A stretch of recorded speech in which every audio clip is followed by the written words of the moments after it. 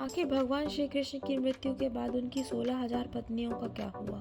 क्या श्री कृष्ण की देह त्यागने के बाद उनकी पत्नियों ने भी देह त्याग दिया था या कोई अन्य कहानी है? सो फ्रेंड्स, आज का वीडियो स्टार्ट करते हैं। अगर आप हमारे चैनल में नए हैं, चैनल को सब्सक्राइब करें और इस वीडियो को अपने फ्रेंड्स के साथ ज़रूर शेयर करें। महाभारत का घनघोर युद्ध खत्म हुआ। माता गांधारी के श्राप के कारण यदुवंशी आपस में ही लड़के समाप्त हो गए। मूसल युद्ध के कारण जब श्री कृष्ण के कुल के अधिकांश लोग मारे गए तो श्री कृष्ण एक पेड़ के नीचे विश्राम करने के लिए लेट जाते हैं। तभी एक शिकारी भूलवश उनके पैर में एक तीर मार देता है और वो तीर भगवान के पैरों में जाके लगा। इसी का बहाना बना के भगवान अपना देह त्याग देते हैं। बलराम जी ने भी समुद्र में जाकर समाधि ले ली।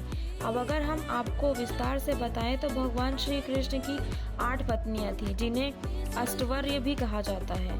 वहीं भगवान की कुल मिलाकर 16,108 पत्नियां थीं। अब सवाल ये उठता है कि उन सारी पत्नियों का क्या हुआ जब भगवान ने अपना देह त्याग दिया था। इस बात की खबर अर्जुन को लगती है तो अर्जुन द्वारिका पहुंचते हैं और बचे हुए यदुवंशी और भगवान की सभी रानियों को लेकर हस्तिनापुर जाने के लिए तैयारी करते हैं।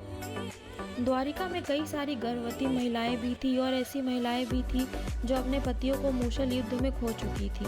और कहते हैं कि इन सब के अलावा भगवान के पिता वासुदेव जी भी वहीं थे। कहते हैं अर्जुन ने भगवान श्री कृष्ण और बलराम के देह त्यागने की बात किसी को भी नहीं बताई थी।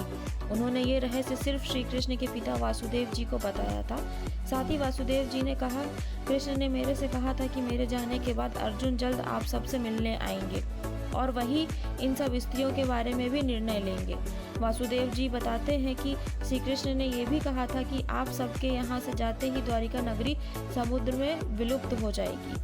थोड़ी देर रुकने के बाद वासुदेव जी कहते हैं, मेरे भी जाने का समय आ गया है। और अगली सुबह अर्जुन के पास खबर आती है कि वासुदेव जी ने देह त्याग दिया है अपना। अर्जुन पूरे विधि विधान के साथ उनका अंतिम संस्कार करते हैं और मूसल युद्ध में मारे गए सभी यादवों का अंतिम संस्कार भी करते हैं। अर्जुन द्वारिका से 16,108 रानियों के साथ बचे हुए यादव बंधुओं को साथ लेके द्वारिका से निकल जाते हैं। जैसे ही द्वारिका से निकलते हैं, अर्जुन सबको लेकर बाहर आते हैं। द्वारिका नगरी पानी में डूब जाती है। उधर अर्जुन सबको लेकर हस्तिनापुर के लिए जंगलों नदियों को पार करते हैं हुए एक जगह रात में विश्राम करने के लिए रुक जाते हैं। वहाँ के लुटेरों को जैसे ही पता चलता है कि अर्जुन अकेले इतने सारे लोगों को लेकर हस्तिनापुर जा रहे हैं तो वो धन के लालच में धावा बोल देते हैं और सिर्फ धन ही नहीं लूट रहे थे। लुटेरे जवान और सुंदर औरतों को घसीट कर ले जा रहे थे। अर्जुन के पास कोई अस्त्र शस्त्र भी नहीं था।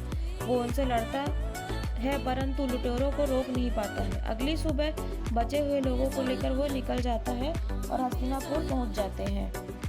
यहाँ पहुंचने के बाद वो भगवान श्री कृष्ण के परपौत्र वज्र को इंद्रप्रस्थ का राजा बना देते हैं। बाकी यदुवंशियों को अर्जुन हस्तिनापुर में रुकने के लिए आग्रह करते हैं। दूसरी तरफ भगवान की रानियां वज्र के लाख रोकने पर भी नहीं मानती और जंगल में जाकर तपस्या करने लगती हैं और अपना बचा हुआ जीवन वन में गुजारती हैं और उनको वहीं से मोक्ष की प्राप्ति होती है। सो फ्रेंड्स, आज की स्टोरी में इतना ही। जल्द मिलेंगे न्यू स्टोरी के साथ।